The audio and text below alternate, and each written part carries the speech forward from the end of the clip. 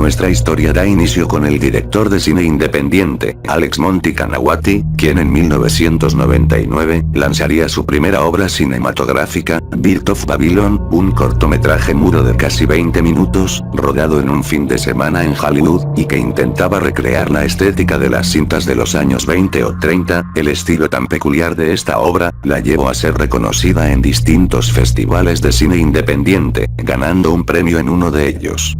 Con este antecedente, Alex Monty regresaría 14 años después al mundo del cine, en 2013, ahora con un largometraje mucho más ambicioso, que pretendía ser la secuela de aquel corto que realizó en 1999, lo verdaderamente curioso de este proyecto, es que se realizaría a partir de 19 rollos de películas de 16 milímetros, que supuestamente fueron encontrados en una banqueta del Hollywood Boulevard, y que al parecer databan de varias décadas atrás. Después de este descubrimiento, Alex Kanawati y su productor pensaron que no era ninguna casualidad el haberse encontrado ese material, así que ambos empezaron a escribir y planear la secuela de Birth of Babylon, con la diferencia de que ahora, reclutarían actrices reconocidas para el proyecto, como es el caso de Jennifer Tilly y María Conchita Alonso, que consiguieron los papeles principales en la película.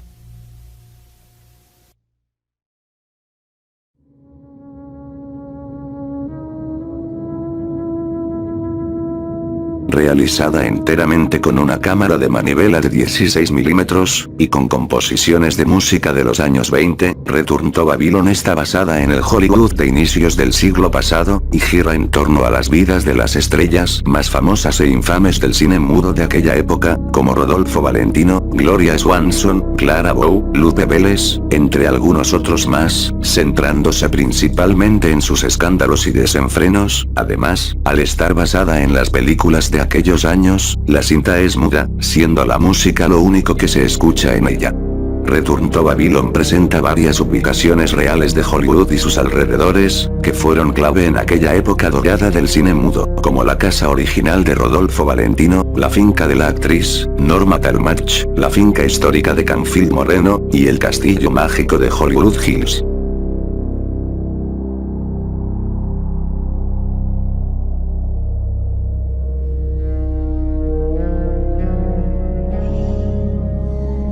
Durante la realización de la película, se cuenta que sucedieron cosas extrañas en la filmación y el set de grabación. Jennifer Tilly fue la primera que comentó tener una sensación incómoda durante la producción, asegurando sentirse observada e incluso tocada en ciertos momentos por manos invisibles según sus propias palabras. El resto del elenco al poco tiempo, también se dieron cuenta de que algo extraño pasaba mientras se realizaba la cinta, sintiendo un ambiente opresivo y miradas que los acechaban, así como una vez más, algo invisible que los tocaba en varias ocasiones.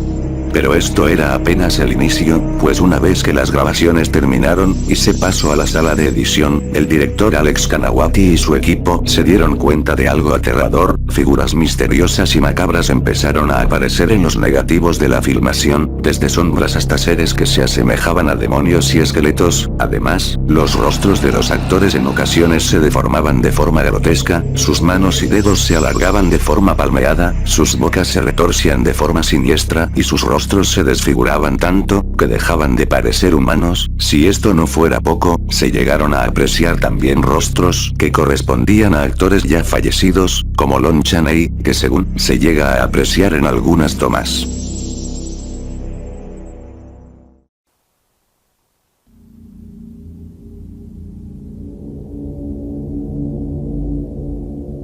Tras el estreno de la obra en agosto del 2013, varios entusiastas y expertos de lo paranormal se lanzaron sobre Return to Babylon para investigarla y posiblemente desmentir el trasfondo paranormal de esta, creyendo que todo se trataba de una estrategia de marketing para publicitar la película. Sin embargo, no se pudo comprobar de ninguna forma que las supuestas manifestaciones fueran trucos. se planteó el hecho de que lo captado en la película, no eran más que efectos creados a través de varias animaciones y otros métodos especiales. No obstante, al tratarse de una cinta independiente y con un presupuesto limitado, se puede descartar esto por completo. Otros comentan que las anomalías, no son más que varios errores en la grabación al realizarse con una cámara y cintas antiguas, pudiendo haberse corrompido, aunque en ese caso, porque sería que se materializan sombras o seres que no tendrían que estar ahí. Al final, ninguna persona pudo explicar definitivamente y de forma lógica lo que se había manifestado en los negativos de la obra.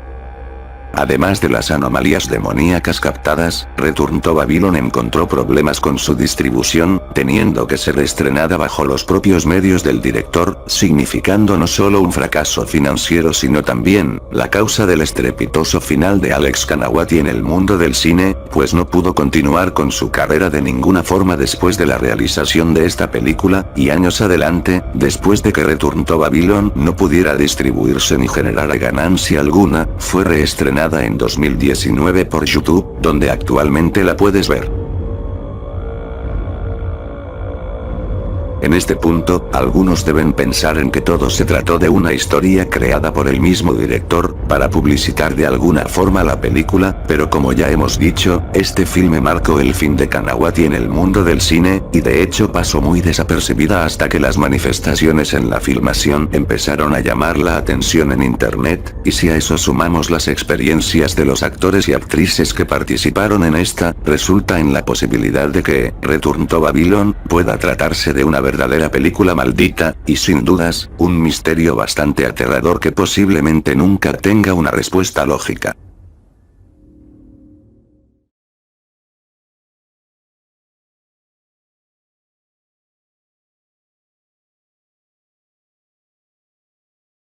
Aunque los seguidores del Lost Media que entraron a ver este video ya deben de conocer el caso, haré un resumen general para aquellas personas que no conozcan la película.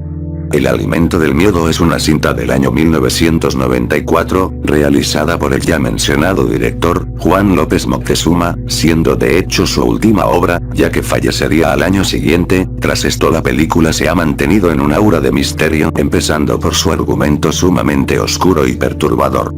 El filme contaba la historia de un hombre conocido como Don Ramón, quien junto a su esposa Petra, organizan un espectáculo de circo callejero en un ambiente marginal y descuidado. Por azares del destino terminan haciéndose cargo de una niña, a la que apodan la Liendre, quien después de sufrir un accidente y perder la vida, sus restos son usados para la elaboración de tamales. Si esto no fuera suficiente, la cinta también aborda temas como el ocultismo, el esoterismo y la locura, además de estar basada en las múltiples leyendas urbanas sobre tamales hechos a base de carne humana.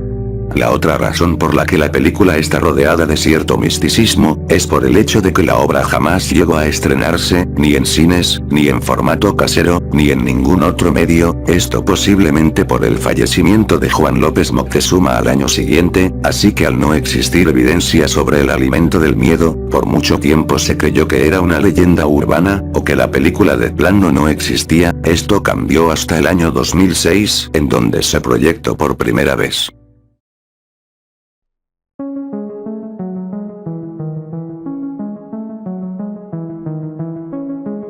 Macabro es un festival mexicano dedicado a la proyección y difusión de cine de terror principalmente. Este data desde el año 2002, pero la edición que nos importa en este video es la del 2006, siendo más en concreto su quinta edición. Uno de los atractivos que tuvo aquel festival, fue la proyección inédita de El alimento del miedo, así confirmando la existencia de esta obra que muchos la consideraban como una leyenda urbana. Buscando en internet algo de información sobre este evento, logré encontrar una página del ya lejano año 2006, en donde se comentan las actividades y películas que se presentarán en ese festival, y de manera muy breve, mencionan que El alimento del miedo será una de las películas proyectadas. Seguido de esto etiquetan a una revista llamada Cinefagia, que le ha dedicado varios artículos al filme. Lo que me encontré fueron 5 páginas con bastante información sobre El alimento del miedo. Entre algunos datos importantes, se dice lo ya mencionado de que el filme se consideró por mucho tiempo una leyenda urbana, así como su inspiración en la película Santa Sangre, del director Alejandro Jodorowsky, quien era alguien cercano a López Moctezuma. Tal vez la información más relevante en los artículos es sobre la persona que posee la película. A continuación citaré uno de los párrafos sobre este dato. El material llegó a manos de Raúl Sendejas, y este ha querido mostrarlo en estado bruto, por calificarlo de alguna manera, con el único fin de conseguir la inversión necesaria para, ahora sí, llevar a cabo el trabajo de restauración en 35 milímetros.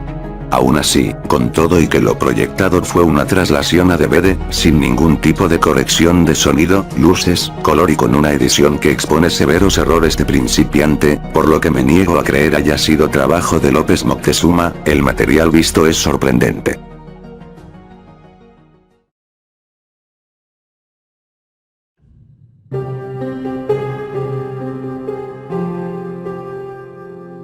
Después de su proyección en aquel macabro fest del año 2006, la película volvió a desaparecer y la supuesta restauración no ocurrió jamás, cayendo el tema al olvido hasta tiempos recientes.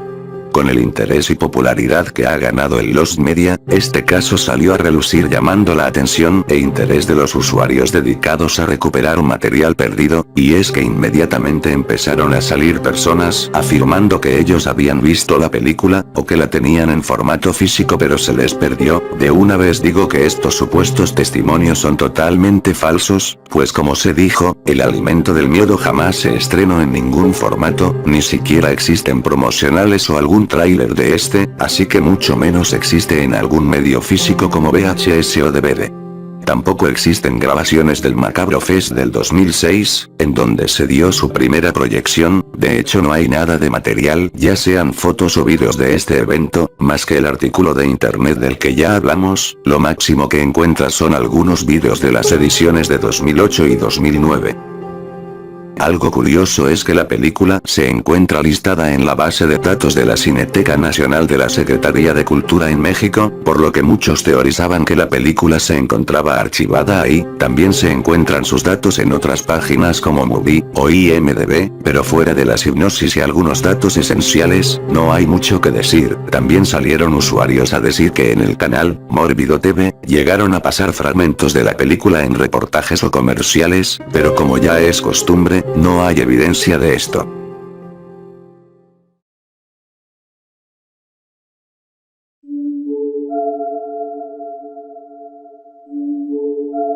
Algo que muchos usuarios ignoraron es que en julio de 2020 en el programa Homo Cinephilus, se hizo todo un reportaje sobre El Alimento del Miedo, con Ulises Guzmán, uno de los más grandes seguidores de López Moctezuma, así como con Jorge Victoria, uno de los productores de la película y el actor Eduardo Terán. El programa es interesante ya que se revelaron varias fotos sobre la película, el rodaje y los actores, material que hasta ese momento no se conocía y que hasta ahora, es lo único que podemos ver de la película.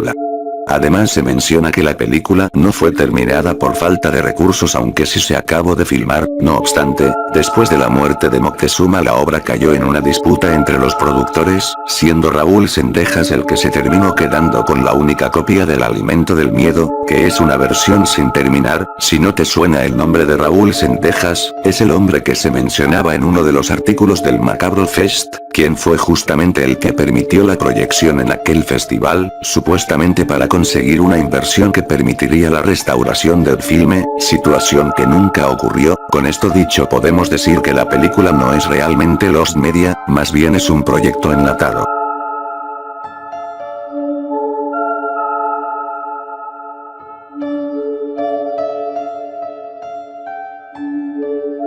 Esto es un dato del que muchos no se dieron cuenta, pero la película tuvo una segunda proyección, la cual se dio hace muy poco tiempo, específicamente el 1 de noviembre de 2022 en Mérida, Yucatán. La función se dio en una sala rentada por parte de un evento de terror, que también proyectó a Alucarda, la hija de las tinieblas. Cabe mencionar que esta proyección fue promocionada como la última vez que se vería El Alimento del Miedo, y hasta ahora no encontré algún testimonio que se haya presentado en el evento. Lo más probable es que no hubieran dejado grabar ni tomar fotos, así que esta segunda proyección no aporta nada al caso.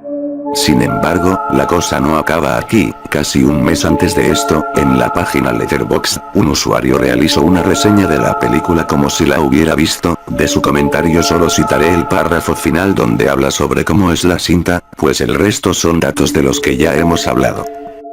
La versión que vi, probablemente la única que existe, es claramente una copia de trabajo, la música parece ser puros temp tracks, inspiradamente desquiciados, y el último acto parece haber sido montado con mucha prisa y pocas ideas, y tiene una marca de agua gigante, pese a lo cutre, me resultó fácil ver la obra maestra que hay detrás, desde su asombrosa secuencia de créditos enteramente pintada en grafiti hasta su orgía de sangre en mataderos reales, amé cada desagradable rincón de esta cinta maldita. La única explicación que pude encontrar hacia esta reseña, es que el dueño de la única versión de la película, la suele prestar o compartir con gente cercana a él, de ahí no encuentro otra explicación lógica. Y bueno, al final que podemos concluir sobre todo este caso, a pesar de no ser un Lost Media como tal, y que ya se haya tenido acceso a la película mediante eventos, no significa que es un caso resuelto, al contrario, lo más probable es que el alimento del miedo por su estado, jamás pueda salir al público en general, pues si el hombre que la posee tuviera interés en la película, ya la hubiera restaurado desde hace 17 años con su primera proyección, y yo sé que los imposibles no existen, y que en algún momento podamos ver la cinta tal y como la planteó Juan López Moctezuma, pero siendo honesto, lo más probable es que sea una obra que jamás podremos ver.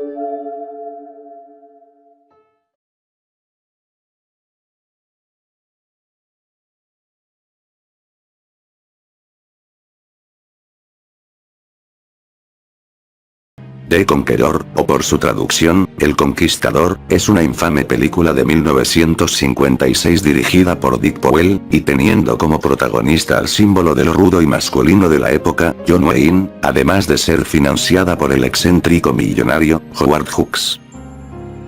La trama se llevaba a cabo en el antiguo imperio mongol, donde el jefe Temujin, que más tarde sería conocido como Genghis Khan, se enamora de Bortai, la hija del líder de los tártaros. Temujin la secuestra, precipitando la guerra entre ambos bandos. Bortai rechaza inicialmente al protagonista y es rescatada en una incursión posterior, mientras que Temujin es capturado. No obstante, Bortai se enamora de él y lo ayuda a escapar. Avanzada la trama, Temujin sospecha que fue traicionado por uno de sus compañeros mongoles, y se propone encontrar al traidor para después derrotar a los tártaros. Con este argumento, la película funcionó medianamente bien en taquilla, entrando en la lista de películas más vistas de Estados Unidos en 1956, sin embargo, fue un fracaso entre la crítica y no recuperó la inversión completa que se hizo en ella, por lo que a menudo es catalogada como una de las peores películas de los años 50, así como de la historia del cine. Pero ahora bien, esta película a día de hoy ha pasado a la historia, pero no por su argumento, ni por su éxito, ni por el tema de la crítica, sino porque de forma infame, se trata de la cinta que más muertes de sus implicados ha provocado en la historia del cine. La razón la veremos a continuación.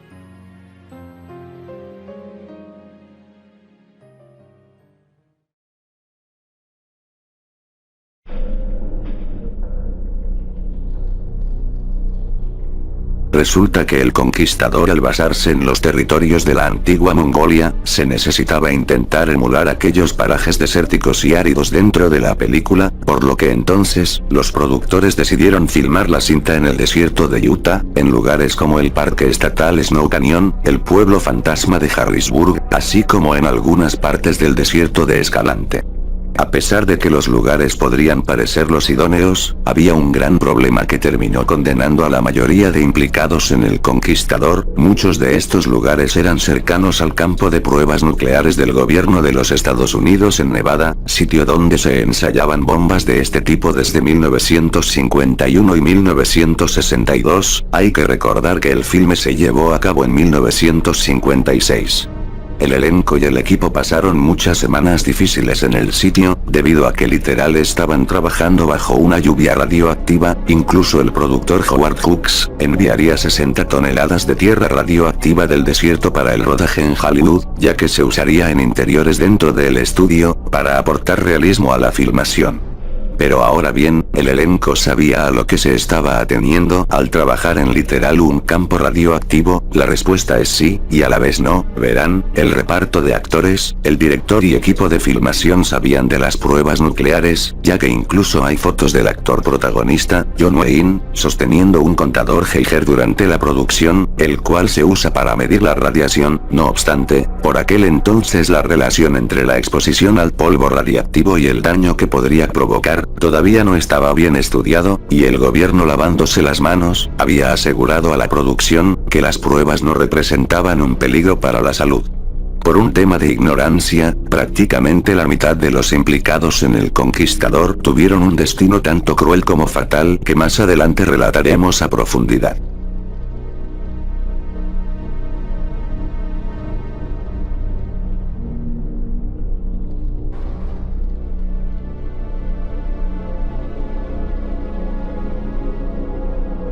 Posiblemente la primera víctima que se cobró el Conquistador fue su propio director, Dick Powell. Al hombre se le desarrolló un linfoma que terminó con su vida en 1963 a los 58 años de edad. El siguiente en la lista fue el legendario actor mexicano, Pedro Armendáriz, quien tuvo un papel protagónico en la cinta. El hombre en sus últimos años desarrolló un fuerte cáncer hasta que el 19 de junio de 1963, aquejado por los fuertes dolores de la enfermedad y sabiendo que estaba retrasando su etapa terminal, Armendáriz se quitó su propia vida en un hospital de Los Ángeles, California, a los 51 años de edad después de dispararse con un arma de fuego que había introducido de contrabando al lugar, siendo un final bastante turbio para el actor. Agnes Moorehead fue otra de las víctimas, muriendo de cáncer de pulmón el 30 de abril de 1974, y curiosamente ella fue la primera que relacionó los padecimientos de cáncer a las filmaciones del Conquistador, después de escuchar rumores sobre que algunos gérmenes radioactivos les provocaron la enfermedad a los implicados en la película. De forma triste, Moorehead, cuando se estaba muriendo, dijo: "Nunca debí tomar ese papel". A la actriz, Susan Hayward, se le encontró un tumor pulmonar en marzo de 1972, que se le propagó hasta finalmente quitarle la vida en 1975. Al protagonista, John Wayne, se le diagnosticó cáncer de pulmón en 1964, y aunque libró esta enfermedad, eventualmente terminaría pereciendo, pero ahora de cáncer de estómago en 1979. Pero ahora bien, los casos mencionados no son aislados, sino los más trascendentales al tratarse de los actores principales de la película, ya que en sí, de las 220 personas implicadas en el Conquistador, ya sea que fueran extras, miembros del reparto, del equipo o camarógrafos, cerca de 90 personas desarrollaron cáncer de algún tipo, muriendo 45 de ellas, convirtiendo al Conquistador en básicamente la película más mortífera de la historia del cine. Cabe decir que algunas personas afirman que en realidad esto es un mito, ya que la mayoría de víctimas eran fumadores activos y fue probablemente un factor clave en estas muertes por cáncer. No obstante, a otros no les parece coincidencia el hecho de que tantas personas implicadas en el filme desarrollaran la enfermedad eventualmente y a edades tempranas. Y aunque ninguna bomba atómica fue probada durante el rodaje, 11 explosiones habían ocurrido entre 1953 y 1955, 2 de ellas fueron particularmente sucias, depositando radiación de larga duración sobre el área, siendo mucho más potentes que, por ejemplo, la bomba lanzada en Hiroshima, Japón.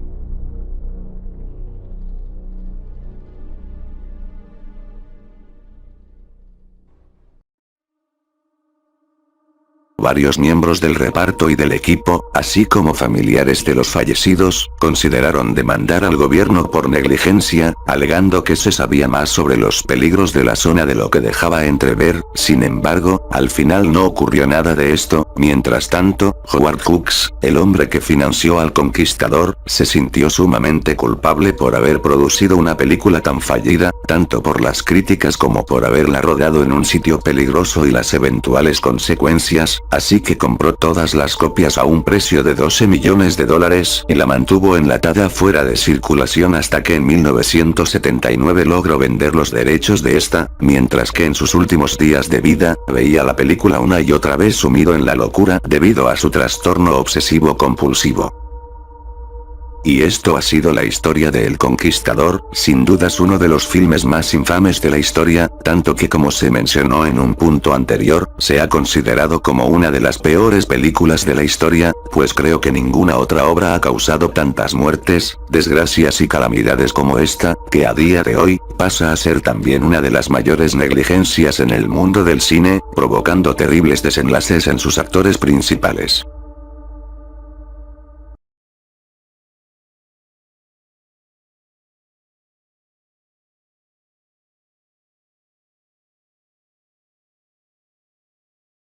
Alejandro Jodorowsky es un artista, cineasta y escritor chileno, nacionalizado francés y de ascendencia judío-ucraniana, principalmente conocido por su carrera como director de cine y su peculiar filmografía considerada en su gran mayoría de culto, entre las que destacan las películas, El Topo de 1970, La Montaña Sagrada de 1973, y Santa Sangre de 1989, todas obras vanguardistas y surreales caracterizadas por sus imágenes violentas, así como por elementos tanto esotéricos como simbólicos. No obstante, de entre la filmografía de Jodorowsky, existe una obra que posiblemente es la más pasada por alto e ignorada, ya que de hecho fue su primera película realizada por el director en su llegada a México en la década de los años 60, y que detrás de esta, hay una historia tanto curiosa como violenta que marcó a este primer filme de Jodorowsky para la posteridad.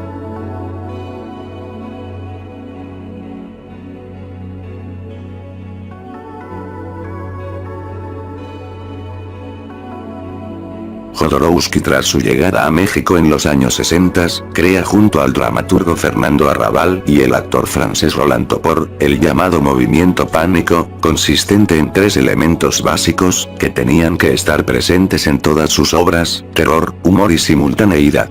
Dicho movimiento nació originalmente en el teatro, teniendo un buen aceptamiento entre el público mexicano. Así pues, Jodorowsky se atrevería a adaptar una de las obras del cine pánico para llevarla a la pantalla grande. En este caso, se basó en una de las obras de teatro de su amigo, Fernando Arrabal, escrita en 1955 y llamada Fando y Lis, la cual trataba sobre una especie de odisea de una pareja, llamados justamente Fando y Lis, que están en busca de la felicidad en una ciudad simbólica llamada Tar, donde encontrarán la paz y la alegría. Sin embargo, deben enfrentar en el camino realidades, circunstancias y personajes que se convierten en retos, amenazas, confrontaciones, aprendizajes e iluminaciones.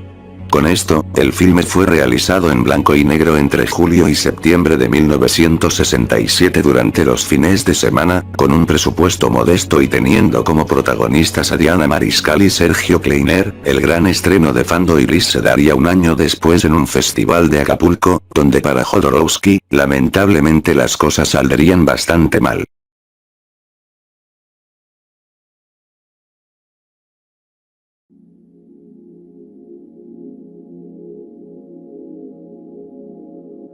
La película fue estrenada exactamente el 17 de noviembre de 1968, durante la 11ª Reseña Internacional de Acapulco, un importante festival de cine en el que acudía gente de todo el mundo, tal vez el mejor escenario para que Jodorowsky estrenara su obra, aunque irónicamente terminó siendo el peor. Una buena parte del público se impactó demasiado tanto por las escenas como por las ideas expresadas en la cinta, que les parecieron increíblemente atrevidas, inmorales y hasta obscenas. Como respuesta, algunos comenzaron a manifestar su descontento, dando abucheos e insultos al autor, y arrojando cosas a la pantalla del cine en señal de desaprobación. Otros simplemente abandonaron la sala al considerar que lo que estaban viendo era una atrocidad. Al terminar la proyección, algunas personas importantes manifestaron su repudio y desagrado hacia Fando y Lis, entre ellos el famoso y conocido director de cine mexicano, Emilio "El Indio" Fernández, conocido por su temperamento pesado y su incontrolable violencia, quien lanzó amenazas de muerte a Jodorowsky, e incluso se dice como leyenda urbana que sacó un arma de fuego para acabar con el director en ese momento. Entre todo el alboroto, el director Roman Polanski, presente en la sala para promocionar su película, El bebé de Rosemary, se levantó entre la audiencia para decir que no estaba de acuerdo con la película, pero que defendía el derecho de cualquier autor para expresarse con completa libertad, y que lo que no era aceptable es que se censuraran las expresiones del arte y la cultura, como a él ya le había pasado. Lamentablemente esto, en vez de hacer entender a la audiencia, los hizo molestar más e intentaron linchar a Jodorowsky, que para su buena fortuna, logró escapar en su limusina, que no se salvó de ser apedreada por la turba enfurecida. Posterior al incidente, en la prensa se generaron varios comentarios negativos y polémicos alrededor de Jodorowsky y Fandoy Lis, condenándolo, censurándolo e incluso, pidiéndose públicamente que se expulsara del país a Jodorowsky por ser considerado como un extranjero indeseable, esto dicho por otros cineastas como Raúl de Anda y Servando González, que como dato curioso, este último fue el encargado de filmar la matanza estudiantil de Tlatelolco, tan solo unas semanas antes de lanzar sus declaraciones en contra de Jodorowsky. También cabe añadir que el escándalo fue tan grande que provocó el cancelamiento definitivo de la reseña internacional de Acapulco, siendo aquella la última vez que se llevó a cabo dicho evento.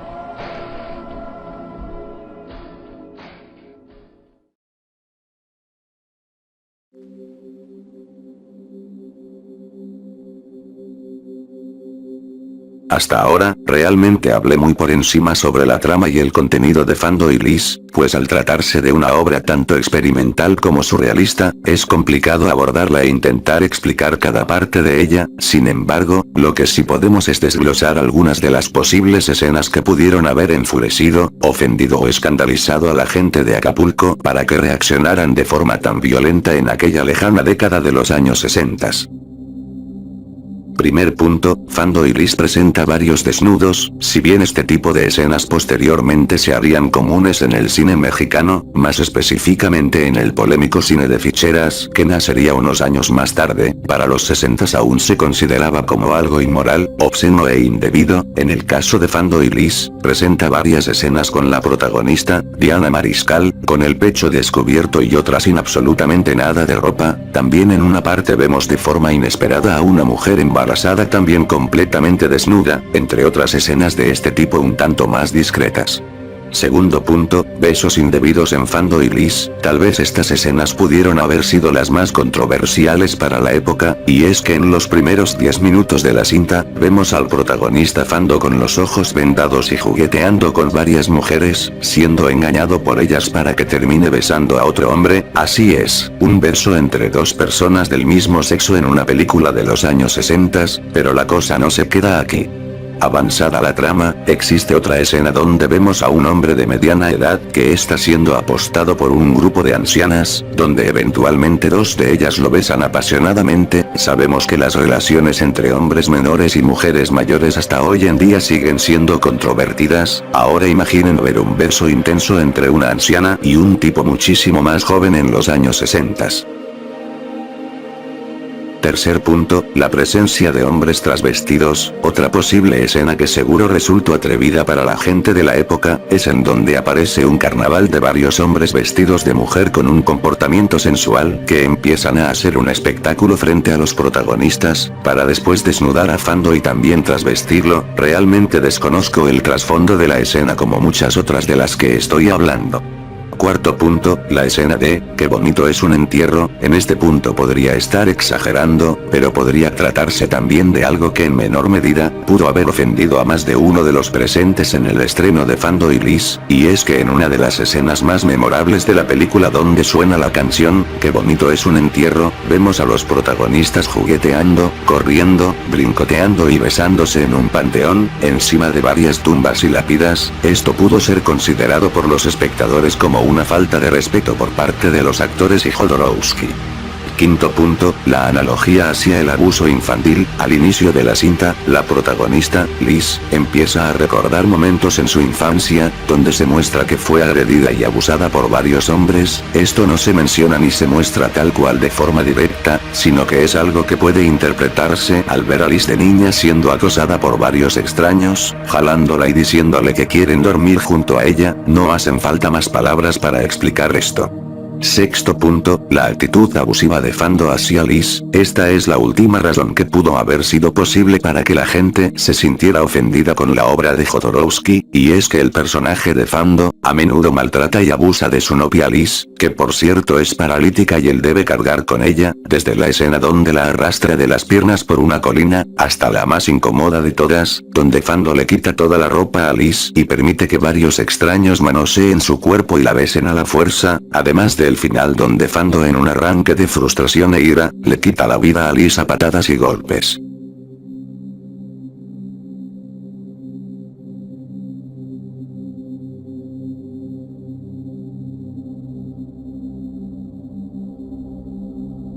Entonces ahora viene la pregunta, ¿realmente fue para tanto todo el escándalo hacia Fando y Liz? Si bien en la actualidad la película no podría parecer fuerte o atrevida, si nos situamos en el contexto de los años 60, posiblemente fue demasiado para las mentes cerradas y conservadoras de la época. Tal vez incluso las cosas que se mostraban en la cinta, jamás las habían visto, como los hombres trasvestidos o los besos entre las ancianas con el hombre joven, eran situaciones de las que no se hablaban ni se contemplaban en aquel entonces. Claramente era por el tabú y la represión, ya que de hecho, la distribución de películas en México estaba muy controlada, primero por una censura oficial que recortaba partes de las cintas que consideraban no deberían ser vistas por el público, y segundo por los grupos dominantes de productores y distribuidores comerciales, que limitaban las proyecciones. Pero bien, el hecho de que la gente no supiera lo que estaba viendo, tampoco fue justificación para literal hacer un motín durante el estreno de la película. Como mencioné, la cosa llegó tan lejos que incluso intentaron linchar a Jodorowsky, algo que realmente fue totalmente exagerado y que no tenía por qué ocurrir. Con los abucheos y el abandono de la proyección era suficiente para mostrar el descontento hacia Fando y Liz.